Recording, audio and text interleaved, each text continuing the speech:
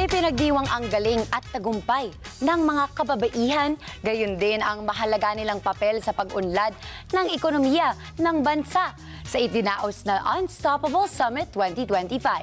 Kasabay nito, binigyang pugay rin sa sesyon ang mga Filipina Trailblazers na nagsilbing inspirasyon sa marami dahil sa kanilang natatanging pamumuno at hindi matatawagang ambag sa kanilang larangan. Si Mark De La Rosa sa balita.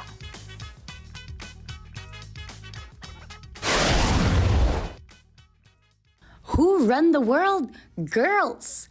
Dahil wala nang makapigil sa husay ng mga Pinay sa ginanap na Unstoppable Filipina Summit 2025, kung saan binigyan diin ang mahalagang papel ng kababaihan sa pagpapalakas at pag-unlad ng ekonomiya ng bansa. There's so many events, related to women's celebration, but you're here with us, sticking with us, and we won't disappoint you, we won't fail you. And I hope that all of you, as we navigate the day, for the Unstoppable Filipina Summit, let's make today a transformative and unforgettable experience. And now, I officially open the Unstoppable Filipina Summit 2025 by Women Peace PH.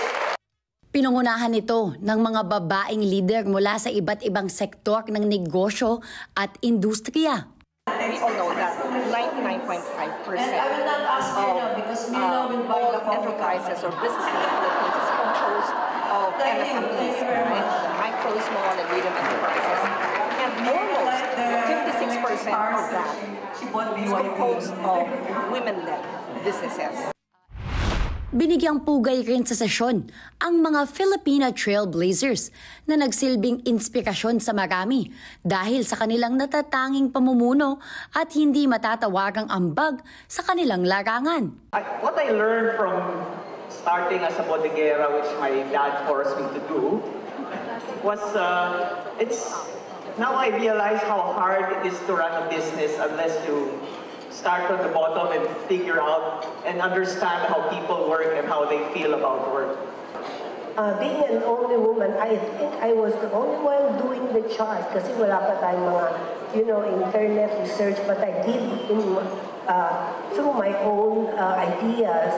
So I was my batting average is about 85%. Making money, so I was able to bring my father's company to the top 350 companies of the Philippines when I was 22 years old.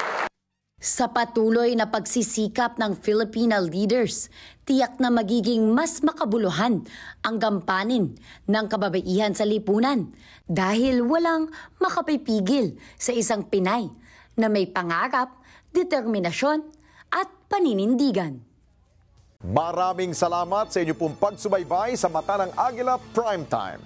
Para malaman ang matatag, matapang at matapat na mga balita, i-follow lamang at mag-subscribe sa AtNet25 TV.